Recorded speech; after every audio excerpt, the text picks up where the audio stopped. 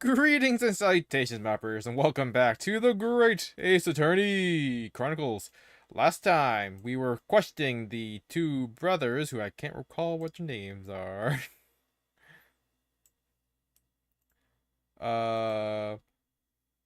We revealed that two people in the shop had guns. Or I guess three, counting them. So...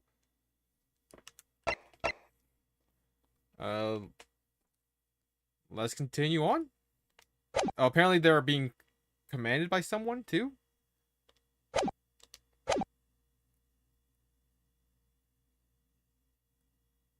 Do we have to? On pain of death. I suggest you make yourselves fully aware that this is your very last chance to tell the truth. Oh, I thought like a weird throat thing going on right now, so not too sure how else to go. Encounter with the victim.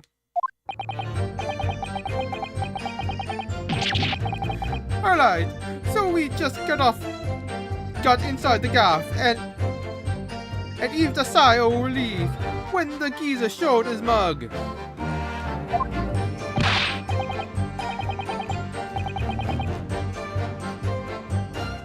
Give me that gun, he bellowed. And then he flew at us like he was possessed. I thought we had it.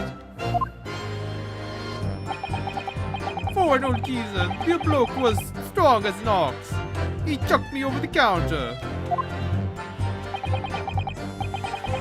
I pulled me gun on him.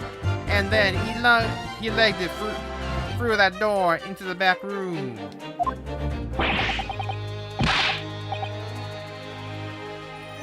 We never had nothing to do with killing him.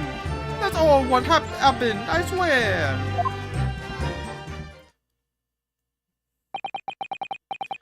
So, you're now telling us that that moments before the victim was killed in the storeroom, you in fact encountered him in the main part of the shop. Well, yeah. Sorry. Whoa! We find ourselves at an interesting juncture. This changes matters considerably. But honest, Governor, this time, Nash, this time. We ain't got nothing more to hide. Very well, counsel for the defense. You may proceed with your cross-examination. Yes, my lord. This is it. The moment I've been waiting for.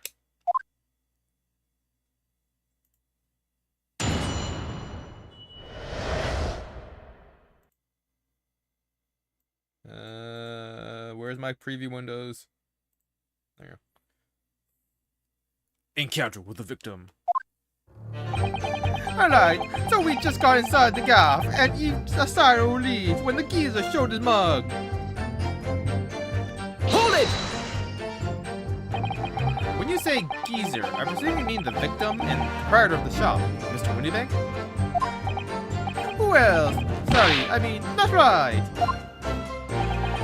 we was keeping a close eye on the entrance to the gaff, obviously. But we never thought no one was gonna. But we never thought no one was gonna come out of the back room like that. The back room being the pawnbroker's storeroom? Yeah, that must be where he popped up from. Only place he could have been. So, it would seem the victim was already in the storeroom when these brothers entered the premises. Which means the killing must have been in there at that point as well. But that doesn't make sense, does it? If Gina had threatened Mr. Windybank into the storeroom with her at gunpoint, then why would he have emerged from the same room all alone when the brothers arrived? Oh, I don't know. he the accused at the time?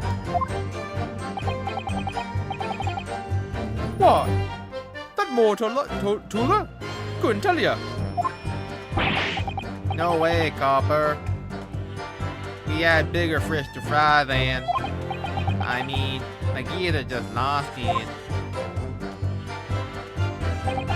Give me that gun, he bellowed, and then he flew at us like he was possessed. I thought we had it. Hold it! You mentioned that Mr. Winniebank shouted those words in your previous testimony too. However, you claimed that you heard him yelling them on the other side of the storeroom door. Oh, did we? But the truth is, he was shouting those words at you, wasn't he? Well, yeah.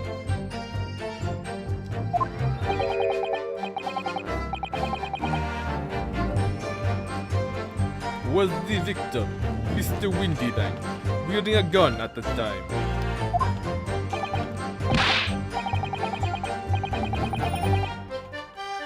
What's he ever? Blimey, lummy!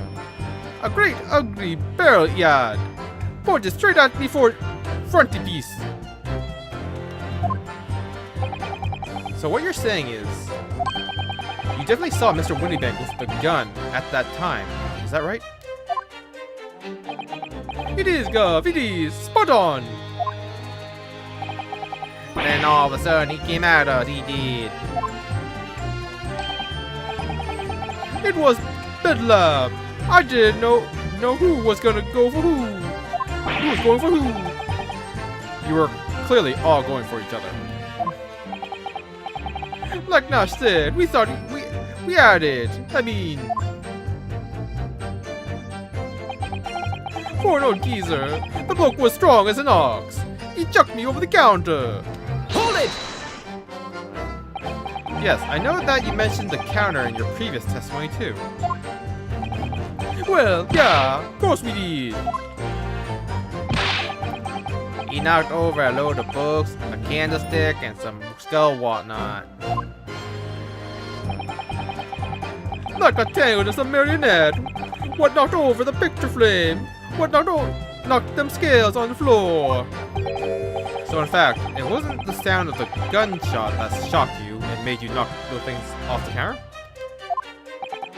Well, Big Bruv here went flying over that counter like a gunshot, I can tell ya. Then the old geezer pinned him. He did, Nash, he did! If you hadn't been there, the bloke would have flattened me like a bloomin' pancake in seconds! At the time in question, the alarm was raised at the local police station via a secret cable from the pawnbrokery. There is a button under the counter used to activate it, which was presumably pressed by the victim. That's right. When the brothers fled the scene and back onto the street, they ran straight into the arriving police, didn't they? Oh, Mr. Windybank. He did everything he could to protect the shop. I pulled me gun on him, and then he legged it through that door into the back room. Hold it! Were you intending to shoot Mr. Windybank? Nah, never. I was just, you know.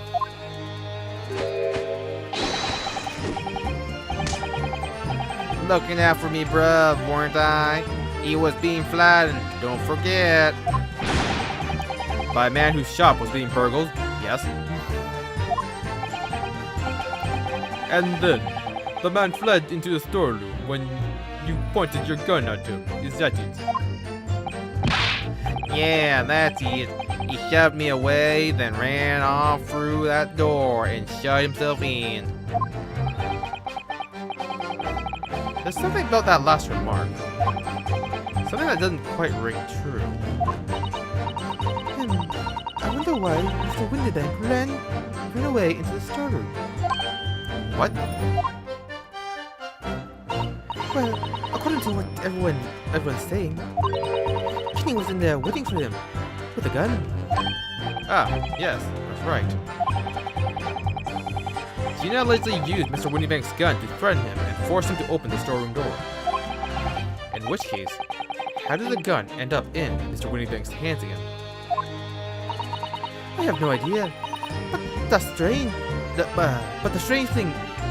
But that is strange, isn't it? This little inconsistency could be significant. I should make a mental note of it. Look, the point is, me and me bruv here. That's right, Nash, that's right. Me and me brother here. We never had nothing to do with killing him. That's all what happened, I swear. Hold it! You say you had nothing to do with it? Nothing at all. Nothing, Gov, nothing. The old geezer went and shut himself in the back room, didn't he? Locked it was, from the inside. We know it was, because we tried to open it. But it's a decent door. I went pipe blast.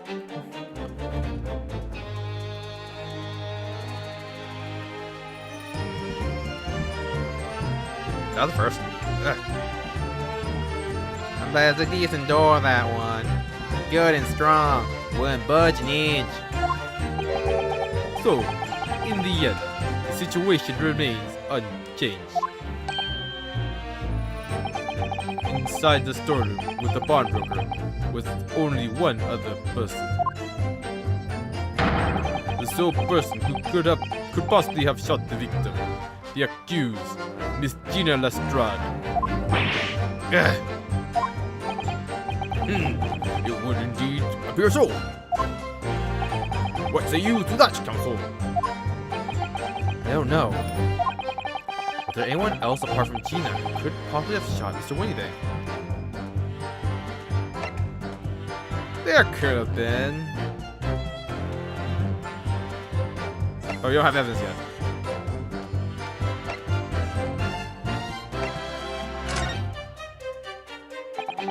He's right. Gina's the only one. There's no one else in the room. With an answer like that, Bruno, it really will be all over. Now a 10-year-old is reading the expression on my face. Well, you just don't have that many. Wide-eyed, sweating, smug, And happy. That's about it. surely there's more than that. Isn't there? Let's see. Wide-eyed, smug. I don't really have a sweating one. I'm angry.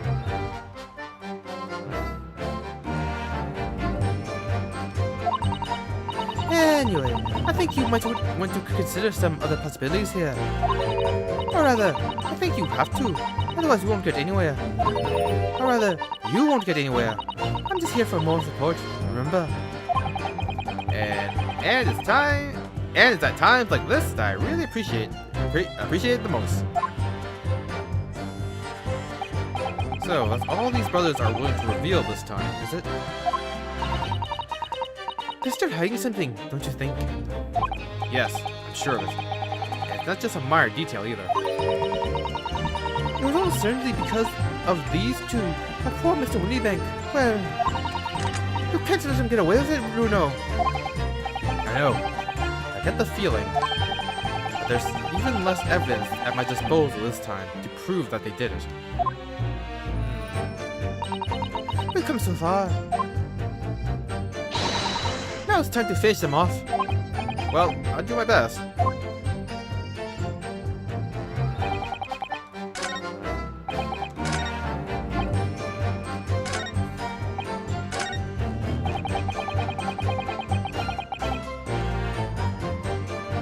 Hold it!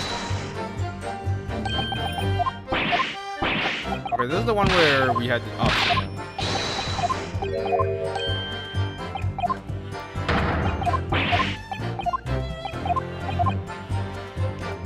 There could have been.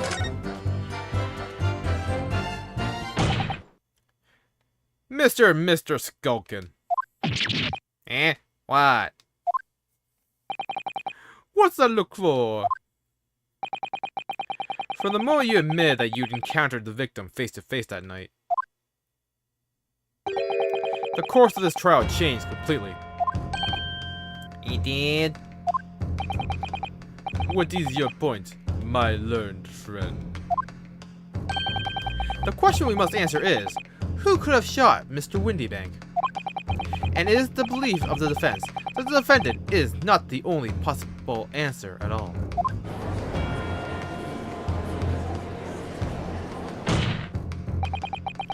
You have my attention.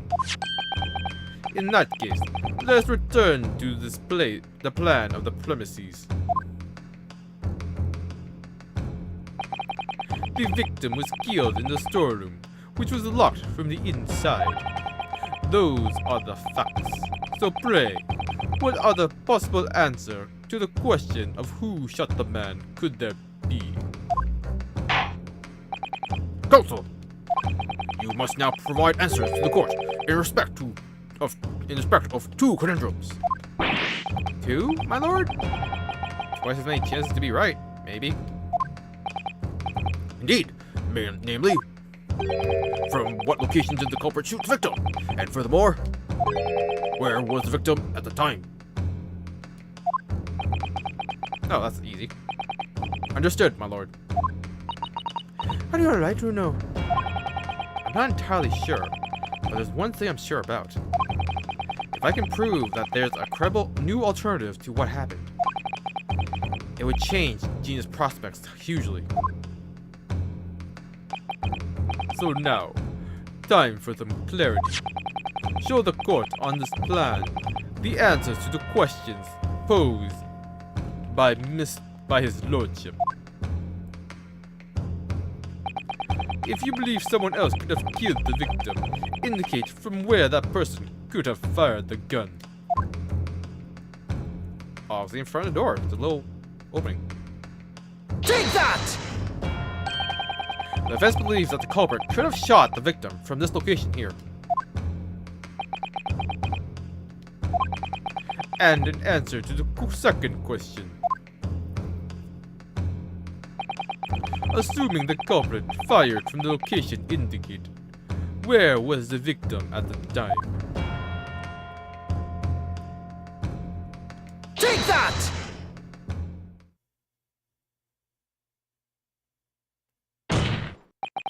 The culprit shot the victim from outside the storeroom.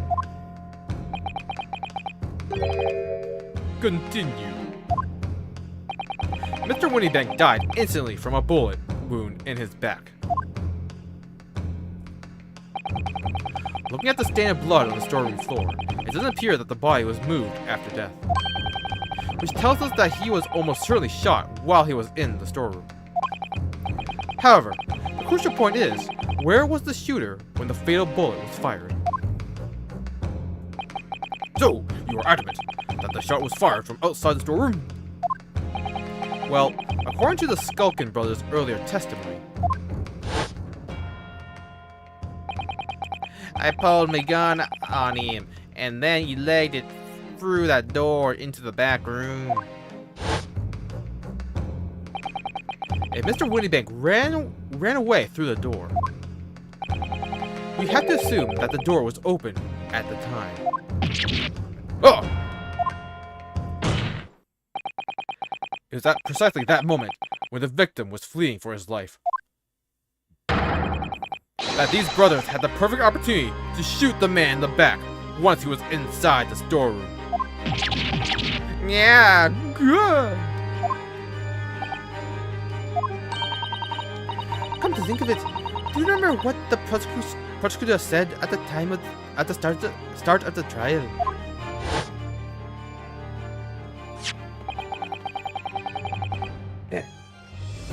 Moving on to the findings of Scotland Yard's coroner. His report states that the bullet entered the body on a rising diagonal trajectory. It means the victim was likely shot by someone significantly shorter in height than himself.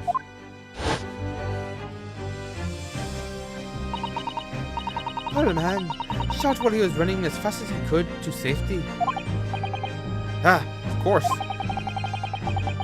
He would have been leaning forward as he was running away. So even if the bullet was fired horizontally, it would still have entered his body on an upward trajectory. So the culprit isn't necessarily someone shorter than Mr. Windybank. Objection!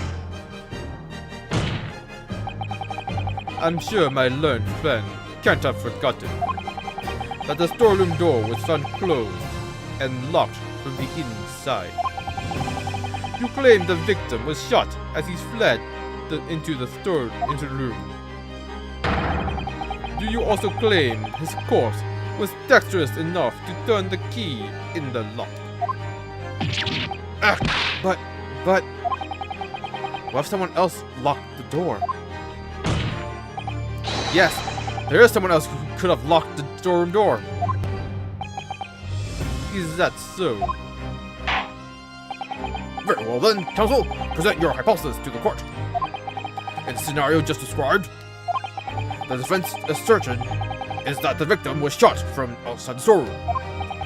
In which case, who shut and locked the storeroom door from the inside? Obviously, it's Miss Gia Lestrade. Take that! Obviously, the person who locked the door was the only other person inside the storeroom at the time.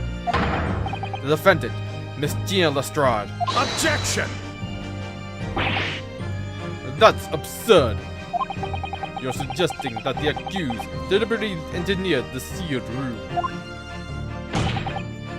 For what possible reason? Such action would only serve to tighten the noose around her neck. I'm inclined to agree, I must say. Well, counsel?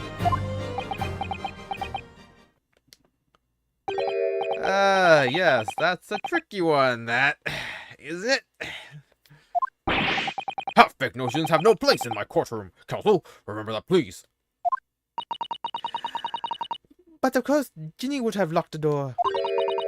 It's almost it almost goes without saying, doesn't it? It does?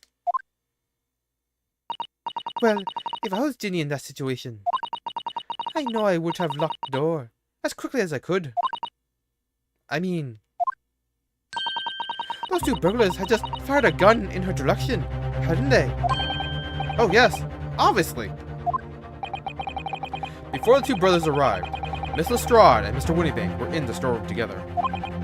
Now, I don't know what went on between them at the time, but at some point, Mr. Windybank must have heard the intruders breaking into his shop and left the storeroom. Intruders, eh? That's us, bruv.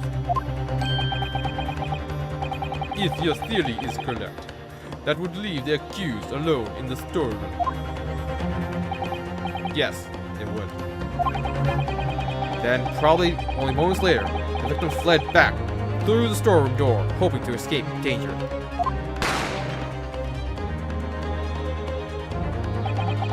Hit in the back by the bullet, Mr. Windybank fell to the floor, where he was, just inside the storeroom. And what we have to ask ourselves now is, what would the defendant have done in that moment? I see where you're going with these. Outside the storeroom was a terrifying killer who had just murdered Mr. Windybank. As soon as that thought struck Miss Lestrade, she slammed the door shut and locked it. In order to save her own life. Hold it! Wait, who said hold it? But we ain't the ones who done it. We ain't good, we ain't. You gotta believe us. I mean, come on. We never shoot no one. Objection! That's blatantly untrue. I know for a fact that you would. Because before my own eyes, you shot Mr. Herlock Sholmes. There's only one logical conclusion here. Mr. and Mr. Skulkin, you brothers had every opportunity to have been the true perpetrators of Mr. Windybank's murder. Yeah.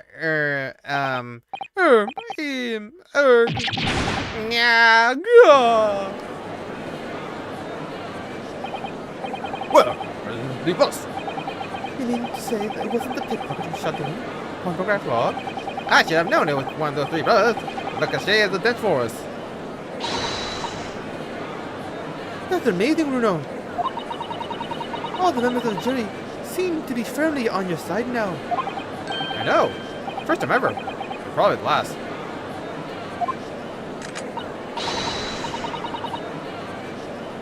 Well, I think you've done it. Surely they'll have to give a verdict if not, of not.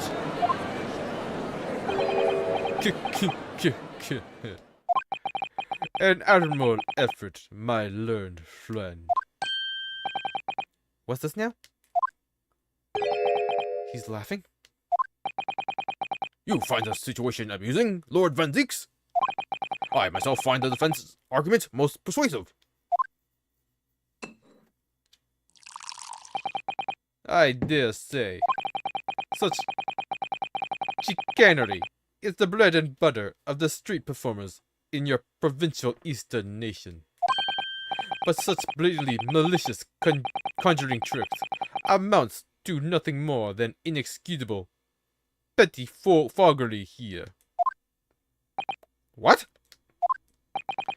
The hypothesis you put forward so ostensibly, credibly, cannot and will not stand. Because, you see, it contains a fatal flaw. A fatal flaw? Do you mean to tell me that you're unaware of your logic's failings? I say, Lord Van Zeeks. Might be an idea to explain this bloody conjuring trick, or whatever it is, to the troops on the ground. The fatal flaw in my learned friend's argument is really very simple to understand. Assuming you're not too dim-witted to count bullets. By George, count bullets. Oh dear. He knows then. Huh? What's everyone talking about? Yeah, I also noticed that the bullet count didn't match up. Counsel. Yes, sir?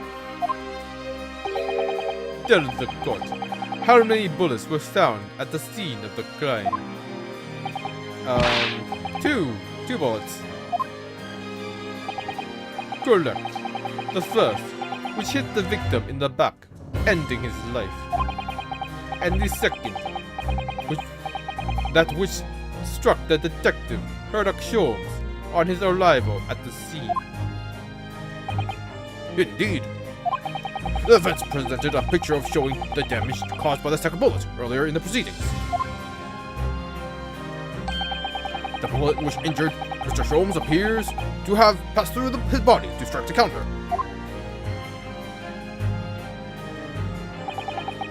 Your lordship's understanding is correct. Furthermore, we know that there are two firearms involved in the incident. The revolver belonging to the victim, Mr. Windybank, and the Skulkin brothers' revolver. The evidence shows that a single bullet was fired from each gun. Yes, indeed it does. A single bullet from each. Now then, my learned friend. You yourself told the court only moments ago that these two brothers shot Mr. Sherlock Holmes right before your eyes. Yes, I did. Oh my goodness! I think you'll find. If the single bullet that was fired from the brother's gun hit Mr. Holmes, it means Windybank was not shot by same gun. Stop! Only one bullet. Stop! Exactly. Yes, this Nipponese street performer presented an ostensibly credible argument. However, it was never anything more than a diversionary trick with no hope of standing up to scrutiny. Ah!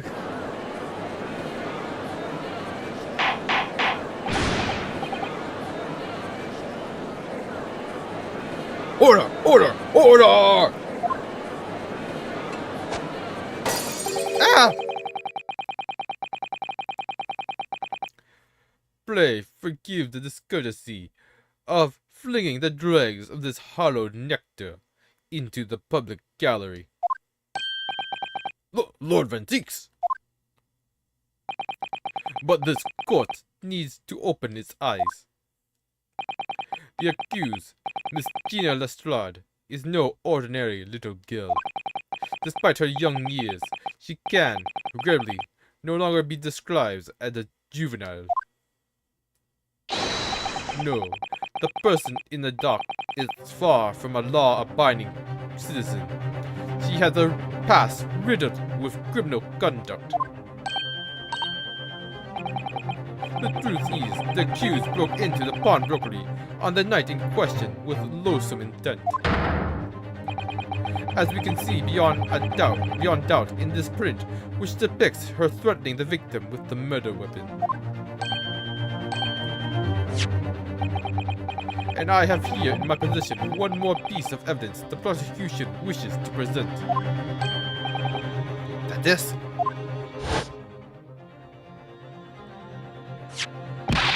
I'll be taking that wherever it is of McGilda down to the yard. Thank you very much.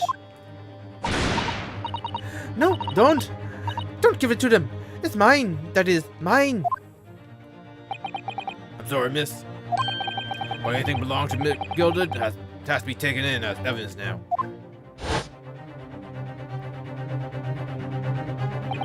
Yes, that music box this. McGilda's music box this. The very day before the hateful murder of Mr. Whitneybank, the accused attempted to make off with this article, which clearly doesn't belong to her. And with none of the subtlety of a pickpocket, I might add, but by brute force and brazen impudence. Good gracious! Make no mistake, any sympathy for the accused on account of her years is misguided and dangerous. There are no depths to which this girl would not stoop if pushed, no crime she would not commit. The court forgets that fact at its peril. I see.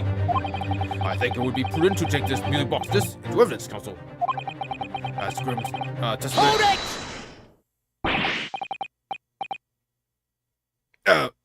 Lord Van Deeks,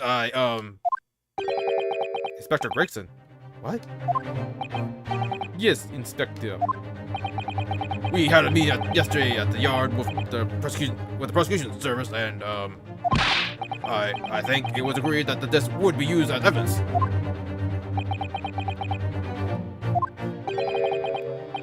What's this all about? Why is the inspector acting strangely?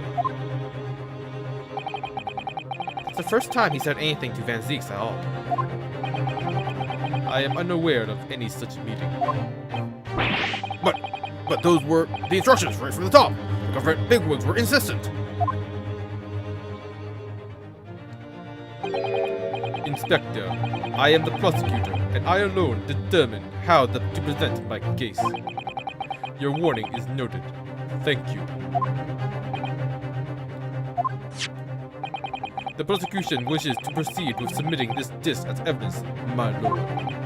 Indeed. Bailiff.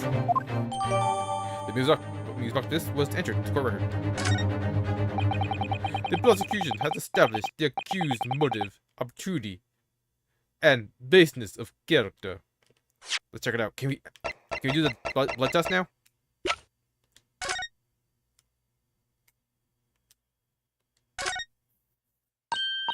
Oh, Luno, look! This is blood! Yes, you're right. Just a small smear, but definitely blood. Actually, I feel as though I might have noticed that before. Haha! Then it's my time to shine again. I thought I'd be waiting forever. Alright, Hold still with that disc, Bruno. Can we get this done quickly, Iris? In a flash.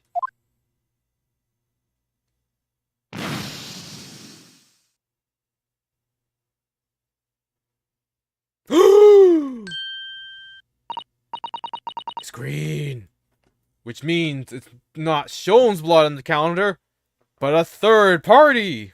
Fourth party? Oh, a lovely shade of bright... A lovely bright shade again. Wait. That color. What is it? It's just that green. It's not the first time we've seen that color, is it? The blood sample portfolio has been updated into court record.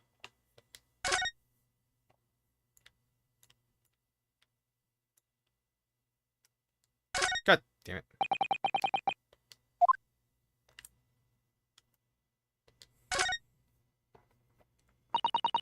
For Miss McGilded. That's the man you defended in court a couple of months ago, isn't it, Bruno? Yes, or rather, mistakenly defended. I wonder what his name is doing on the back of this disc. That's a question I'd love to know the answer to myself. Oh, God damn it.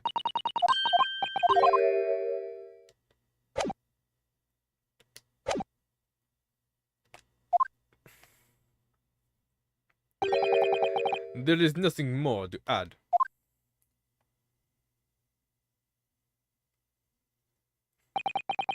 Ladies and gentlemen of the jury, I await your informed decisions and rest my case.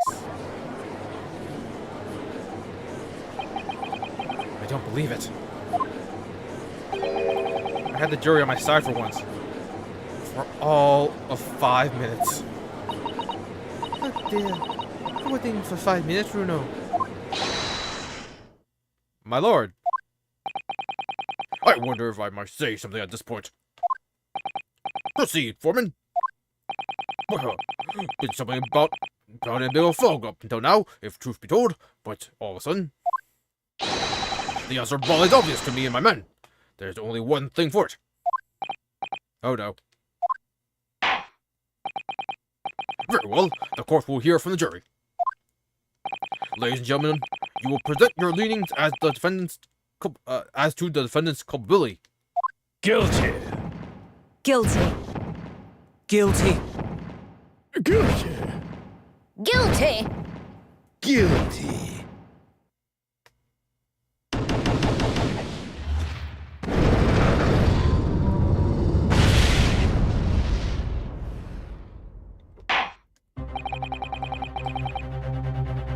We have a consensus among the jury, it seems.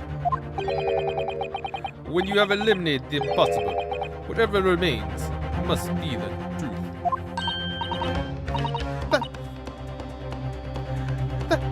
That's my line. I wrote that for Hurley. How dare you use it against us? Don't worry, Iris. I don't think we're finished yet. There's still more to this case than we realize.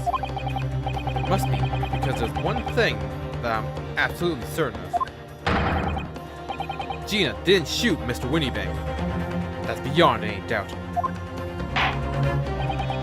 Very well. We will proceed with the second summation examination of the day. Mr. Foreman, are you and the other juries ready? Garrett Squadron is primed and ready for action, sir. Very good. So, ladies and gentlemen of the jury, you will each explain on what grounds you have now determined the defendant to be guilty.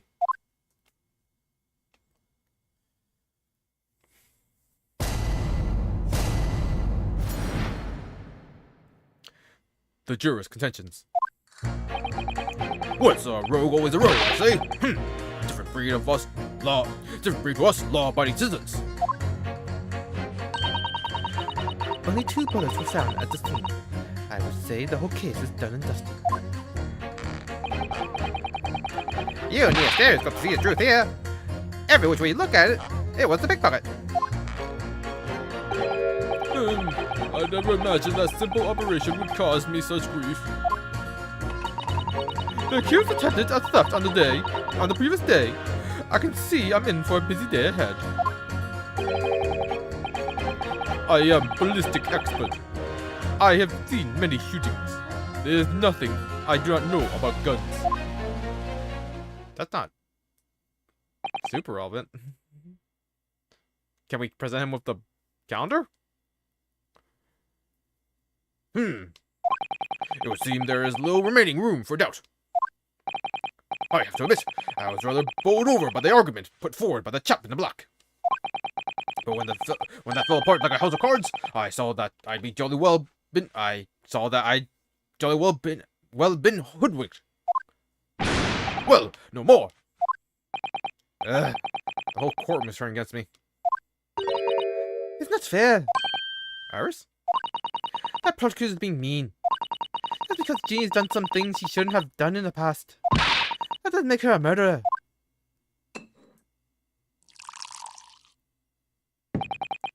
Allow me to savor this fruity vintage, while I savor the spectacle of your fruitless debate on the matter.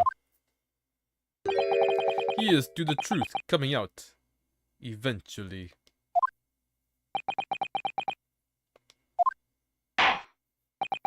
That's enough preamble.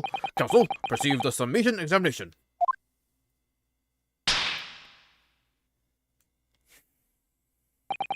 Yes, my lord.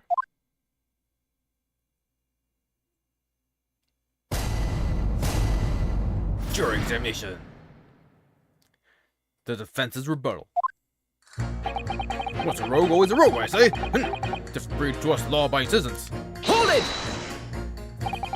Just because Miss Lestrade has a history of pickpocketing, she must be guilty of murder? Is that what you're saying? Ah, well, Are all members of the British Army so quick to judge? I beg your pardon. Are you mocking Her Majesty's Armed Forces? The greatest military organization in the world?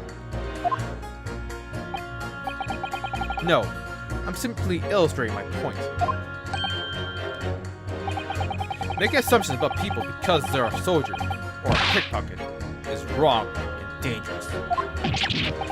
Well, yes, might have a point there, I suppose.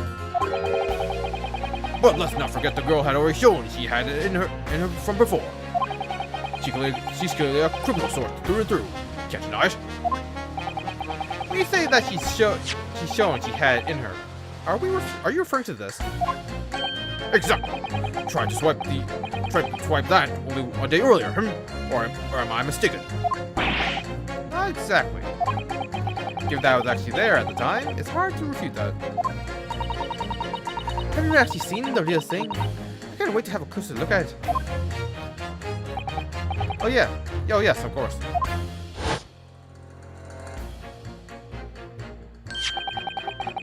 Mr. Sholmes did use his caramel bars to make a copy of the disc, didn't he? And then he ordered every type of music box he could find across Europe.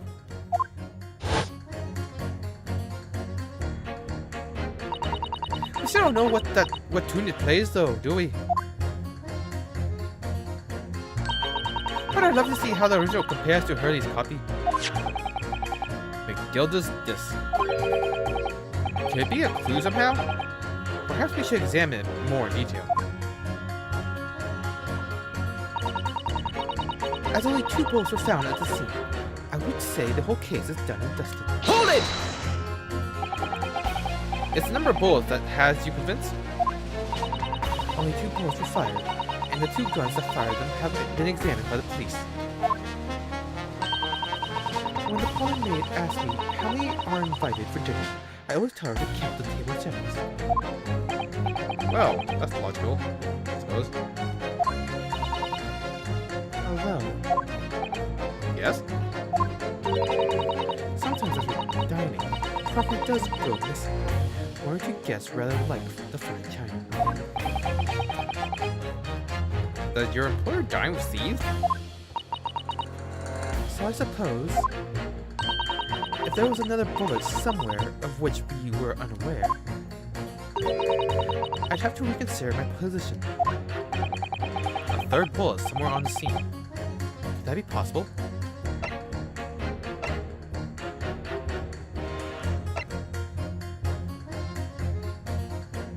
can't prove it yet. Unfortunately, only 2 bullets were discovered by the police during their investigation. Yes, I know. Right. And I don't imagine the good men of Scotland Yard would have overlooked anything. If I missed a bullet while I was cleaning up his his lordship's office, well, I should receive a sound scolding. I don't doubt. And he should receive a visit from the police, perhaps. It sounds like a crime scene to me. A third bullet. It would completely turn things around if there was one, wouldn't it? Do you think we might find one lying around somewhere? I do. I think it's inside Sherlock. You don't need a stethoscope to see the truth here. Every which way you look at it, it was the pickpocket. Hold it! So, if I've understood correctly, you need 2 pictures. A left eye one and a slightly different right eye one. Exactly! And then you can see the scene in 3 dimensions! Like this! So, if we have 2 bullets, I don't suppose you can see anything useful with them. I think you'll find. And no matter how much you squint, the truth of the situation always looks the same here. The only person who could have shot the victim is that girl in the dock. How can you be so sure of that? Think about it. The Skulker brothers shot the great detective, didn't they? Yes, that's been mentioned once or twice. Well then, surely it's coming into focus now, isn't it? This was a waste of time. This is a waste of time. I'm not going to change this man's mind anytime soon. I never imagined that simple operation would cause me such grief. Hold it! Would you please stop muttering about things that have nothing to do with this trial, sir? The defendant's life is on the line here. Well, the thing is, I couldn't really say that it had nothing to do with this trial, to be honest. Huh? I mean, there's no question that the man was shot, but the bullet had simply vanished from his stomach. It's quite inexplicable, don't you think? I almost don't want to ask, but this surgery you've been muttering about all this time, you were operating on... What was the fellow's name now? Herlick? No. Herlock? No. Hairlock? Sherlock Holmes, by any chance? Yes, good lord! It was that Hairlock fellow! What? You're the surgeon that operated on Mr. Sholmes? That's right, using the very latest anesthesia techniques, I might add. It's a fairly major op, I can tell you. This is crazy. Let me see. The fellow was brought in not long after midnight, if I remember correctly. They said he'd been shot by some criminal or other, so I opened him up like a shot. But the funny thing is, I went over his insides with a fine-tooth comb, and he couldn't find the bullet anywhere. So I'm afraid I had to throw up my hands and just stitch the fellow back up. I hate to state the obvious, but... Yes. Surely that's because the bullet is still at the scene of the shooting. The counsel for the defense is correct. As is clearly shown in this photographic print. The bullet that the Skulkin brothers fired at Mr. Sholmes hit him in the stomach region. Then exited his body and lodged in the shop wall, where the calendar was hanging by the door. I think you'll find it really quite simple if you just consider the problem 3-dimensionally. Huh! Who do you think I am, son? Well, juror number 4 is about the best I can do.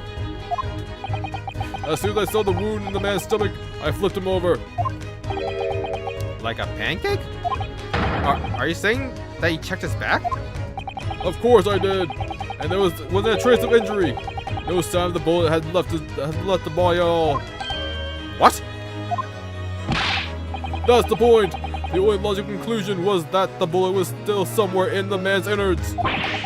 which is exactly why I said about slicing him up. And I'm still none the wiser even now. How many times do I have to say it? Can somebody please explain how it happened? Can somebody please solve the mystery? It's almost as much of a mystery as how this jury was put together. What a coincidence. The mystery of where the bullet ended up is infuriating. Where is an expert when you need one? The accused attempted a theft on the previous day. I can see I'm in for a busy day ahead. Hold it! What do you mean you're in for a busy day? Forgot to say, stop. Do excuse me, stop. I'm a communications officer, stop. A communications officer? Does that have something to do with sending telegrams? Everything from personal messages written by members of the public to the latest news in the capital. I convert all the messages into Morse code and tap it out to the entire world electronically. To the entire world? Thousands of miles of cable under the sea, stop. Worldwide communication network, stop. Information transmitted to and from all corners of the globe, stop. Ah, yes. She was getting equally worked up about radio waves or like before, wasn't she? I specialize in communicating information from the government departments and newspaper offices. I see. I'm sure I shall have to wire the newspaper reports of today's guilty verdict later. So no sleep for me tonight, I imagine. Let's just finish the trial first, shall we? I am ballistic expert. I have seen many shootings. There is nothing I do not know about guns. Hold it! I thought you were just a tourist.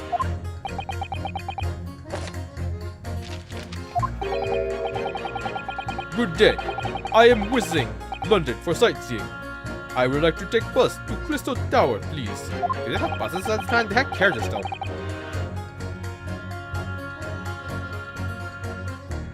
Oh, I guess bus would be short for omnibus, huh?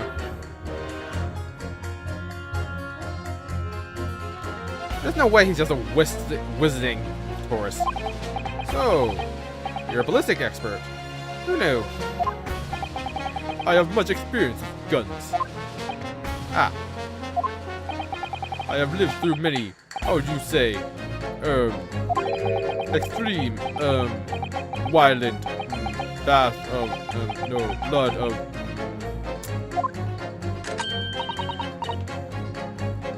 Ah, extreme violent bloodbath, perhaps.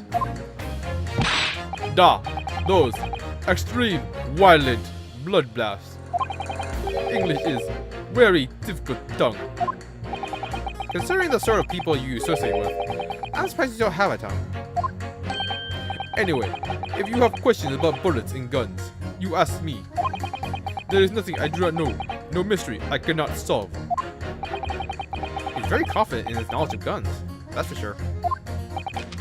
But, if possible, please, only in Russian language. He's not very confident in his knowledge of English, though, is he? No, still. You should bear in mind, he's our man if there's a mystery about guns or bullets. Van Zieks has managed to convince everyone. When you have eliminated the impossibility, he said, but he hasn't. If we're going to fight back, we need more material. And we have to fight back. We have to turn this trial around again.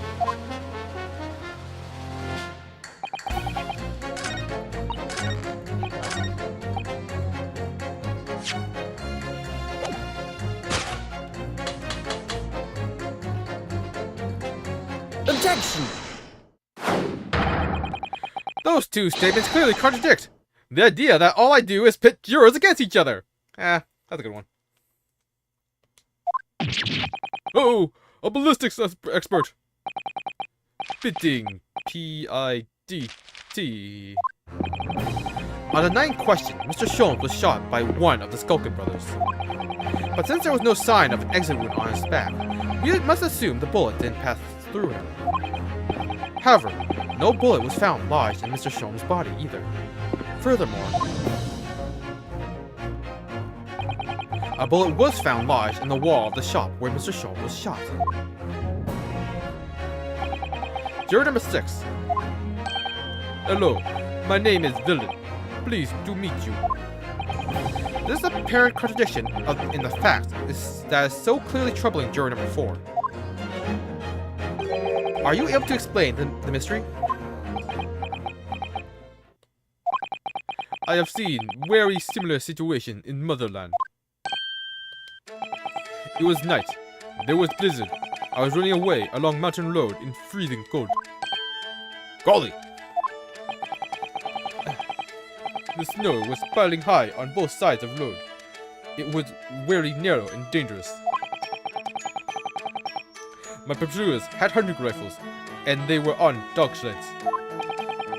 Mental note, don't ask too many questions. I was shot from behind, and I fell down in snow. In this situation was very similar to what I hear today from doctor. They could not find bullet in my body, and no sign of, how do you say, exit wound. Then where did the bullet go? Bullet never hit me.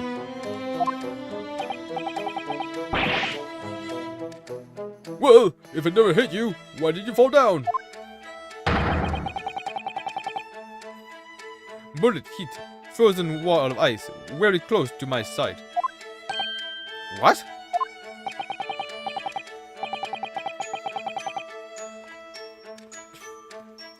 One small piece, very sharp, broke away from lump of ice and pierced my body. It made the wound that looked just like bullet wound. Good gracious! Of course, pieces of ice quickly melted inside me, and that is solution to mystery of disappearing bullets.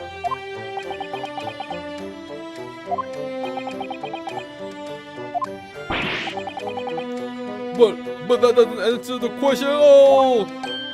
Huh? The shooting happened in a pawnbroker shop. Not some snowy mountain road in another country. Just an idea, but we might not be looking at exactly the same scenario here. Bruno, when exactly was Hurley shot again? Well, according to the report, in his stomach. So around this area, I think. Well, that's precisely where he always wears a little pouch on his belt. A pouch? Actually, I might have noticed something like that. Yes, a pouch. This is where he keeps 3 glass vials of very dangerous chemicals that he uses in his investigations. What? Really? Doctor, where's the pouch Mr. Sholmes was wearing? Well, the fellow had nothing like that on his person when he arrived at the hospital, as far as I remember. If I may. Lord Van Zieks. Lord Van Zieks? Well, I realize it is forbidden for the prosecution to interject during a summation examination. I should inform the defense that I have the pouch in question in the antechamber outside the courtroom. Sorry? As I understand it, when the police arrived on the scene and found Mr. Sholmes injured, they removed the pouch in order to assess the wound. Ah, thank goodness!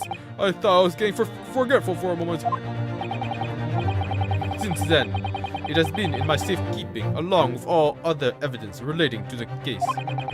I can personally vouch for the fact that it has not been touched since the incident occurred. Very well. While extremely unconventional during a summation examination, I must demand the prosecution present the item in question with all speed. Bring forth Mr. Herlock Sholmes' pouch. I see.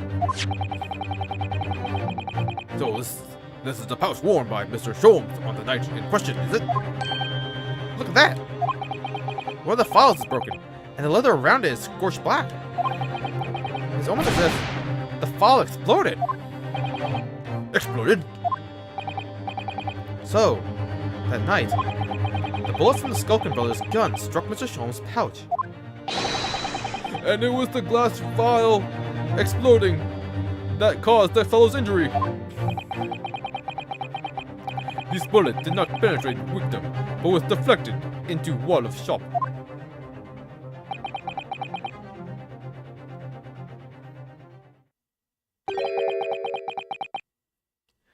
A delightfully complex aroma. Well, it would appear one mystery has been solved at least. Though it has no bearing on the truth of this case. The bungling and burgling of brothers shot the detective, and the accused shot the pawnbroker. The pertinent facts of the case remain unaltered. Wrong. There's the third bullet now. Ugh. But at least the mystery is solved. I can sleep easy tonight. Thank you, young man. No, thank you very much. Glad I could help. Due to his bearings on the conundrum just solved, the court will sequester the scruffy pouch as evidence. Harley's pouch isn't scruffy. Sholmes' pouch has been entered into the court record. The pouch Mr. Sholmes was wearing around his waist at the time of the shooting. One of the glass files is smashed, and there are scorch marks around it. Now, the summation examination. It appears the defense is somewhat struggling to alter opinions. Please, my lord, a little more time. After all, that's a new piece of evidence. It could be a valuable clue, and you can't afford to overlook anything here, Ryosuke. There's still a way to turn this around, somehow. I'm sure of it.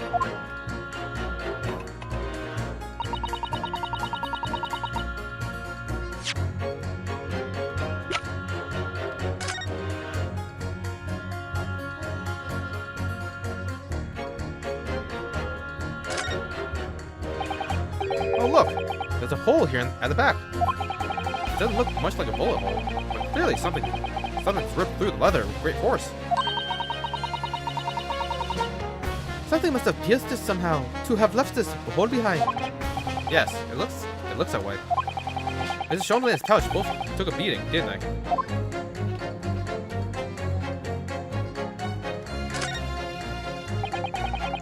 This file has been smashed to pieces. Presumably, this is where the bullet struck. As soon as the bullet hit the chemical in the tile, there would have been a really big explosion. A big explosion? Well, Harley's potions and chemicals are amazingly useful for the investigation work he does. But they're also quite tricky to handle. Safely, at least. They're really dangerous. Oh. I'm sure that when this file broke, the chemical inside would have ignited. Note to self, always walk on the right-hand side of Sholmes in the future. The left is the danger zone.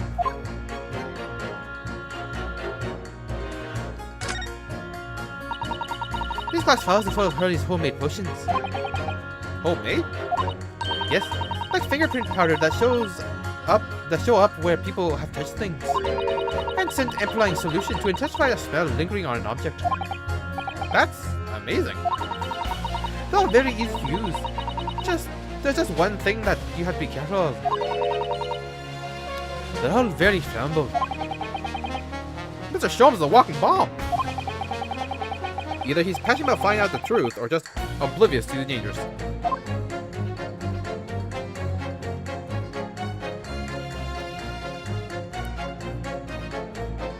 Wait, that's a bullet?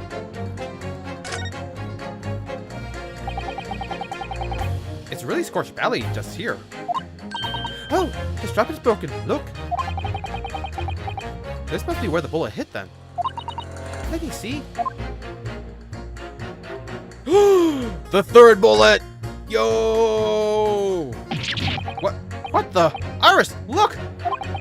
Behind where the broken follow was. Do you see it? Ah, that's... The Skullkin Brothers bullet. What a stroke of luck that it hit his pouch. This is amazing. This is an amazing discovery. What this means is there were 3 bullets fired at Windybanks that night. We found exactly what that journal was talking about. The third bullet. It's time to press that juror again, I think. The third bullet has been entered into the court record.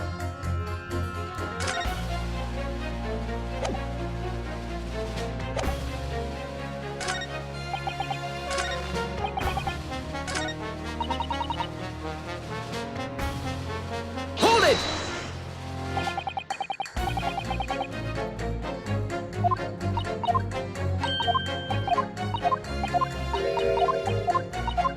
Okay, numbered bullets. A third bullet somewhere on the scene? Could that be possible? I can prove it! And let me show you then. The third bullet. Take that! Here it is. We discovered it just now. Yes, on the ninth question, in Winterbank's pawnbrokery, another bullet was fired. Hold it! What is this new trickery, you Nipponese conjurer? Where did you find that bullet? It was lodged inside Mr. Scholl's pouch. What? This pouch was removed from around Mr. Scholl's waist before he was taken to the hospital. And since then, it has been touched by no one. Do you mean to say the shots fired by the Skulkin brothers that night? Yes, as your lordship has surmised, it hit his pouch. This pouch. But that makes no sense whatsoever. We already know the whereabouts of the bullet fired at Mr. Sholmes. It's clearly visible in this photographic print. Oh! 2 guns from the scene have already been submitted to the court record as evidence. Yes, that of Mr. Winterbank, and that belonged to the Skulkin brothers. And an examination of both guns revealed that only a single bullet had been fired from each. But that must mean... That's right. We now know that on the ninth question, 3 bullets were fired. However, only 2 bullets were fired from the guns recovered from this crime scene.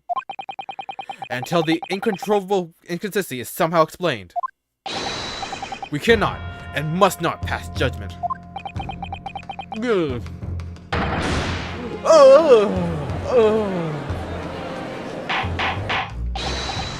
Order! Order! Order! While the summation examination remains incomplete, the court has been presented with new facts. Facts that would appear to shake the very foundations upon which this case against the defendant has been built. It is in my prerogative in this situation. I hereby temporarily suspend the summation examination. By Jupiter! What? Bailiff! Bring the witnesses back to the stand at once.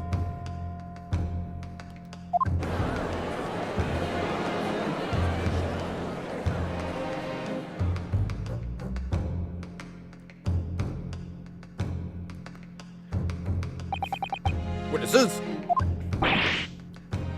Governor, were you listening to proceedings while the defense carried out the summation examination? we was, Gov, we was. Perhaps we can dispense with the tedious preamble. Simply answer one question. A third bullet has been identified at the scene of the crime. What do you make of that? Make of it, Gov? I didn't make nothing of nothing if I can help it. I don't. Is it one of yours? Go blimey, Gov! Go blimey! Not a chance! In that case, did you have an accomplice? What? And what? Never. The Skulkin brothers work alone. It's just the 2 of us. That's our trademark. How soon we forget poor Skulky? Only 2 of the bullets from the crime scene originated from the firearms we have in evidence. The third bullet was fired from another gun. Where is it? Lumi, that's an head scratcher. Counsel for the defense. Yes? I should like to hear your thoughts regarding these new developments. The third bullet, and the mysterious firearm from whence it came. Thinking back over all the testimony we've heard and all the evidence we've seen, I think I'm starting to form a picture. A picture of what really happened that night. My lord, I think it's clear that this third bullet tells us about the Skulkin brothers. They had a secret accomplice. Oh god, I got hiccups.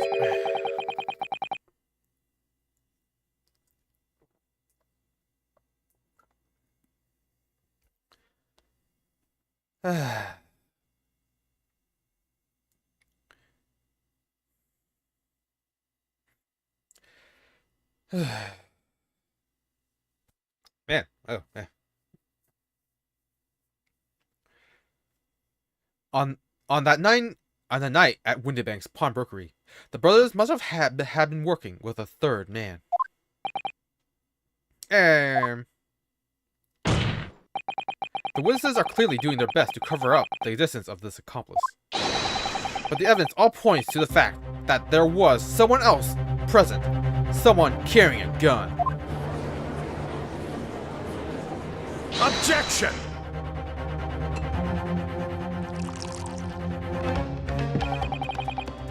An accomplice, you say?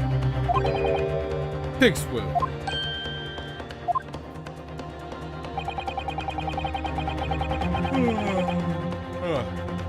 These protracted proceedings have already forced us to endure 2 summation examinations.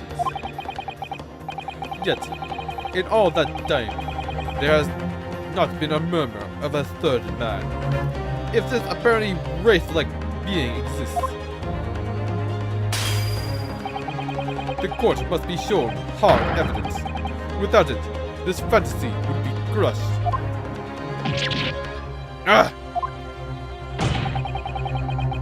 The prosecution demands answers on 2 counts.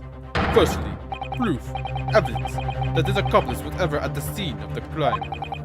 And secondly, the identity of this spurious character.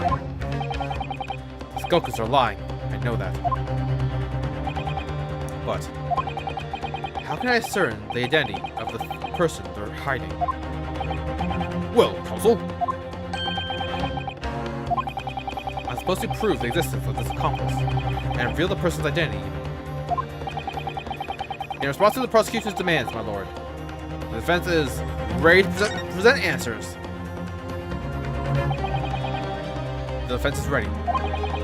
I believe I can prove all the answers the prosecution demands. So, my Nipponese friend, despite these swimming eyes, you seem to think you have something to say.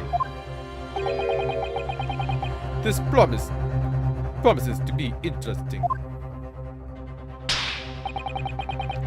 I have to push forward now. There's no other option.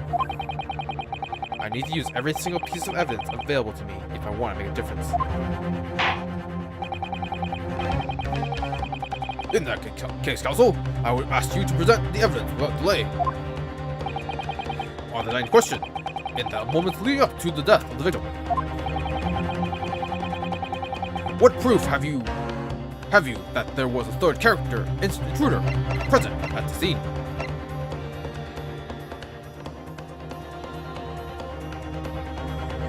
Do I present like the entire thing? Take that! Alright, I'm gonna blow my nose to get me there.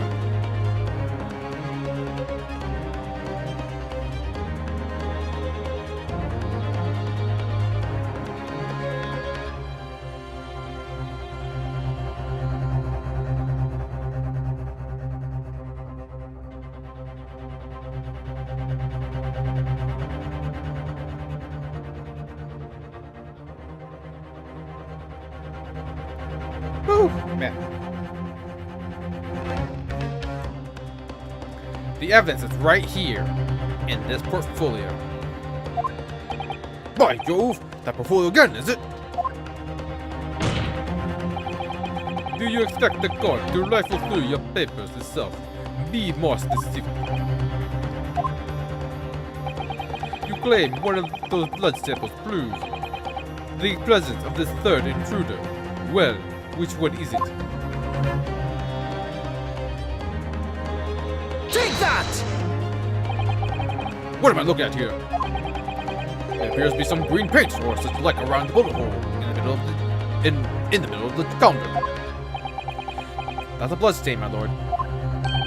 A blood stain? Green blood. Curious, even for you. Is the court to understand that the intruder was some unhuman creature? It's something developed by Mr. Herlock Sholmes. By the great detective. New invention, stop! Not yet appeared in stories, stop!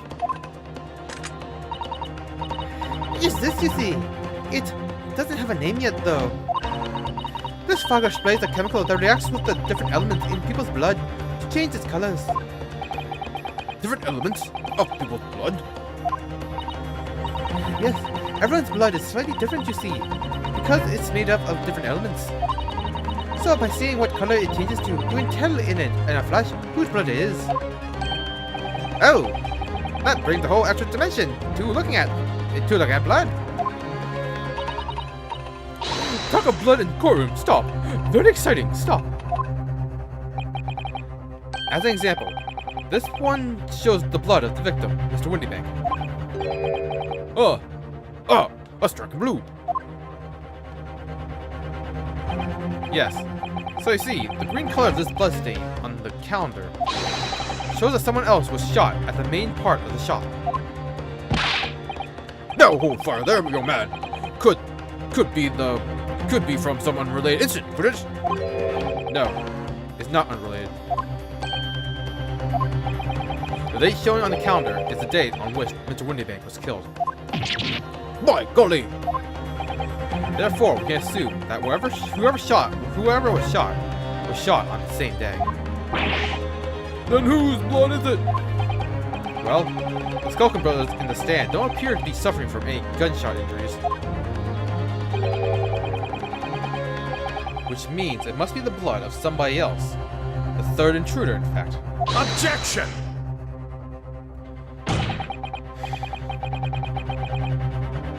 Whose identity the court is still waiting to hear. You can't delay this any longer, my learned friend. Who is this alleged third intruder? A Mr. Egbert Benedict? Take that! The man's name is Egbert Benedict. Egbert Benedict! Who on earth are you talking about, counsel? He paid a visit to Windybank's pawnbrokery on the afternoon before the incident took place. When the accused attempted to deceive the pawnbroker into releasing this article into her possession. That's right. Not really right. The man identified by the defense, Mr. Egbert Benedict. They attempted to take the article from the defendant by force.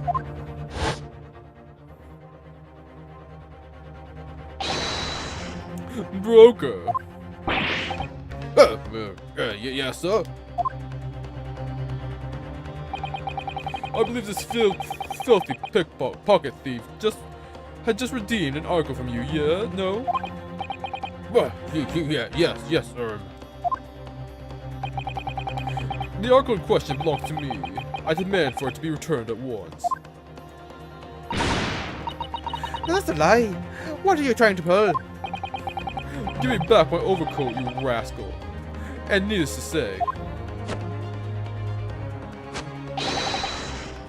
the same pose of the Skulkin brothers! Any music box this, too.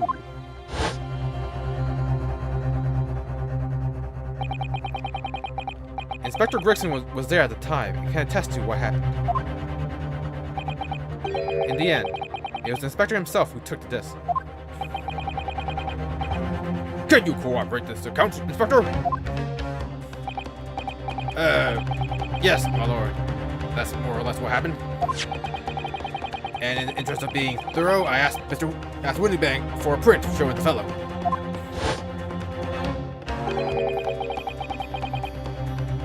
Take it from one of his red-handed recorder governors. Yes, that's him talking to Mr. Windybank that morning.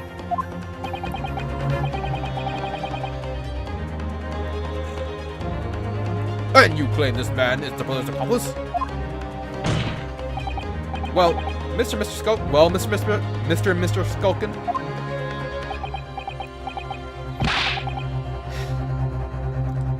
Never seen the geezer before in my life.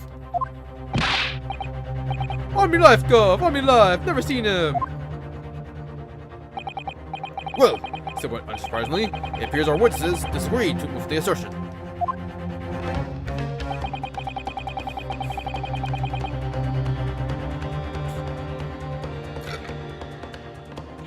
I am not feeling well. I'm sure your lordship recalls my learned Nipponese friend's actual assertion.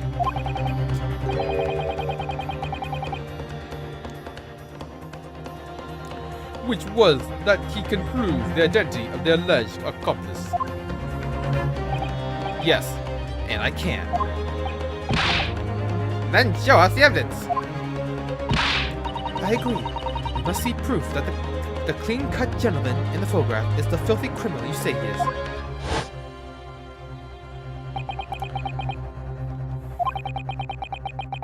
There's the last piece of evidence. I've had a feeling that something has been missing in this trial from the very start. But now, I'm going to drag it, kicking and screaming, into the courtroom. Are you ready to present your answer to the court then, counsel? Yes, my lord. The defense will present the evidence now. Proof that the man pictured in this photograph print, was in fact the person struck by the third bullet. Take that! As I mentioned before, on the afternoon of the day in question, the defendant attempted, deceitfully admittedly, to reclaim this disc from Windybanks. I wonder what happened. He was trying to sell to Windybanks. Which is when the aforementioned Egbert Benedict appeared on scene, I believe.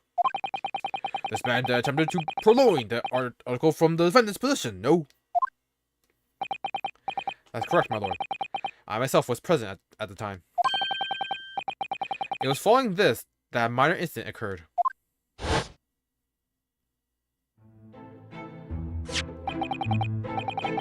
Of course, sir. Here's the disc for you.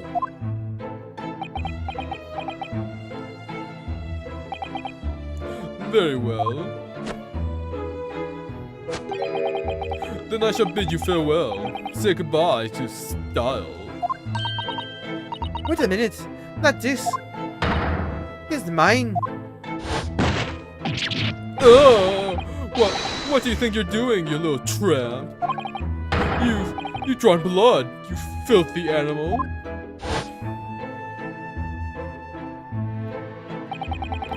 Being a music box disc, it has countless small but sharp metal protrusions over its surface. Those protrusions cause Mr. Benedict's finger to bleed, and a resulting smear of blood is still visible on the disc now. Goodness! A blood stain, is it? My assistant and I have just analyzed the bloodstain here in this very courtroom, using my trusty Fugger gun. Yes, and we add the results to this portfolio. I say!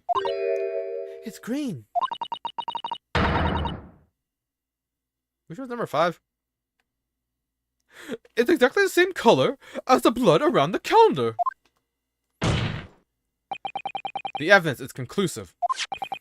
The man calling himself Mr. Egbert Benedict, who was in Windybanks earlier in the day,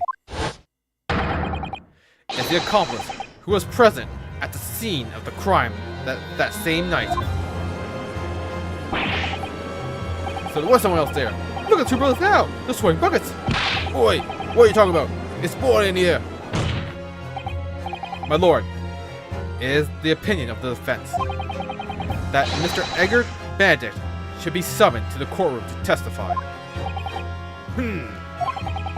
It would certainly seem that we can ill afford to ignore this gentleman's apparent presence. Objection!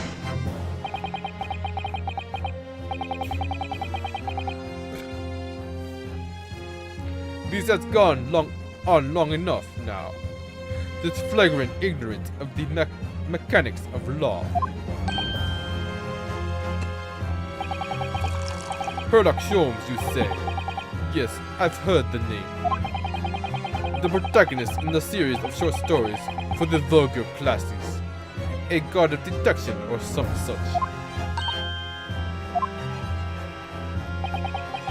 And now you employ chemical substances devised by this fantastical persona in the highest court in the land. Do you expect us to take you seriously? The samples made by this plaything are not fit to be called evidence. So the bloodstain turned a shade of green. What of it? Here's to you successfully proving that no other blood in the world would turn the same color. Ah, well. And play. Do not even think of suggesting that we should take Mr. Sholmes' word for it. Right?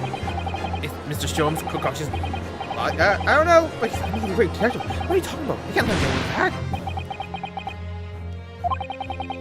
I knew it would come to this. Of course, Mr. Sholmes' invention is going to be recognized by any official body. But what other choice do I have? I'm just remembering what Father Christmas over there said before. About how he was temporarily suspending the submission examination. In other words, the examination isn't over yet, is it? Good grief! What did you just say, young girl? And in a summation examination, the decision as to whether or not the trial continues is in the hands of the 6 jurors, isn't it? So, the way I see it, it doesn't matter what certain other people think of Hurley's invention. At least, not for now. Yes, she's right. Young lady, you have quite the devious mind. It really just comes down to one thing. Whether these ladies and gentlemen of the jury are convinced by what you say, Luno. Is it about right, would you say? Or did I misunderstand something? Unbelievable. Mr. Sholmes' partner is a force to be reckoned with. Irish Wilson, sharpshooter. After that shrewd precis of the situation from an entirely unexpected source, it must be acknowledged that the previous summation examination has yet to reach its conclusion. This is absurd. Ladies and gentlemen of the jury, the court now looks to you for your final leanings in this matter. As proud citizens of Her Majesty's Britain, I'm sure you will come to fair and just conclusions. So then, state your final decisions in turn, please. Not guilty. Not guilty. Not guilty. Guilty. Guilty! Not guilty.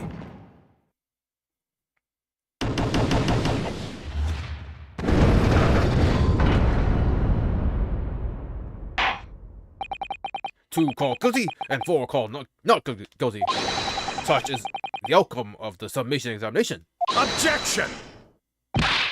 My lord, with all due respect, this is an outrage. The prosecution refuses to accept this decision. On what grounds? If these jurors are persuaded by some half-baked concoction devised by a pretender to real police work, then they are too ignorant to be trusted with the judgment of anyone's guilt. I'm sorry, Lord Van Zeeks, but the outcome of this summation examination cannot be ignored. This trial will continue. Ugh. Oh! Nevertheless, we find ourselves in a rather awkward situation. The defense has very reasonably requested the subpoena of a new witness. But suddenly, I fear that will be impossible. What?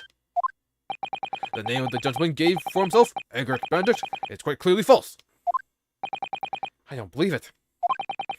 Just when I managed to prove the man was there that night.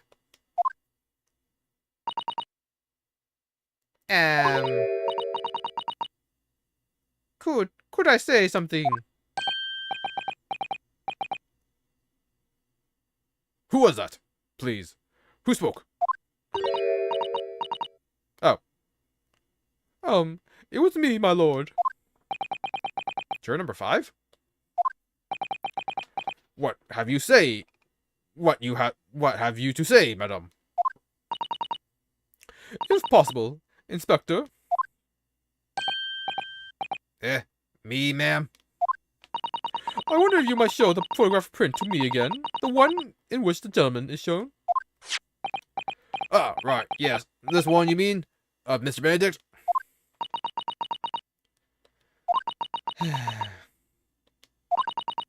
Yes. There's no doubt in my mind. Juror number 5, you don't mean to say you know this man? Yes, I know him. What? No. Good gracious! Order! Order! Order! Juror number 5, how on earth? I am a communication officer. Stop. As we can clearly see, The gentleman in the photographic is stop. Also a communications officer. Stop. He works in my office. Stop. wow, what coincidence. A very talented operator, in fact. Stop. He should be in the communication station now. Stop. Tapping away on the telegraph. Stop. This doesn't seem right somehow. I can't put my finger on why, but it didn't feel right. I suppose we all imagined the accomplice would be some sort of hardened criminal.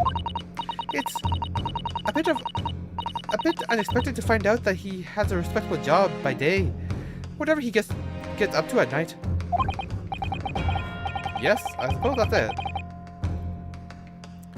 I suppose that's why I felt something was wrong. If this gentleman is at London's communication station, we should be able to subpoena him within the hour. Lord Van Zieks, if you please. Yes, my lord. Make the necessary arrangements with all haste. As your lordship bids.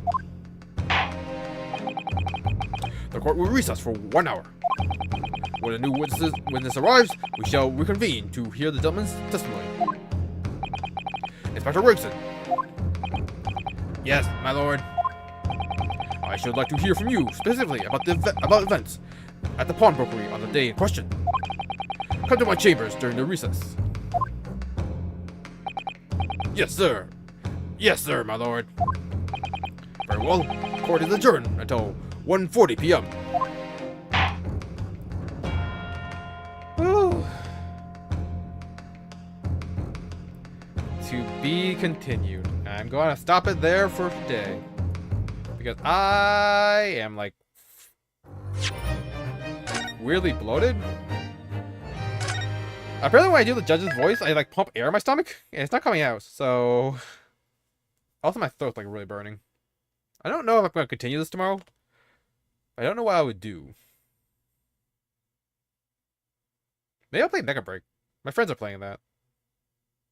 But I'm really bad at games that require input, as everyone can see. And for my Tales of Arise playthrough, maybe I'll finally finish Mega Man X3. We'll see. Until then, thank you everyone who joined me today, and I'll see you all next time. Bye-bye!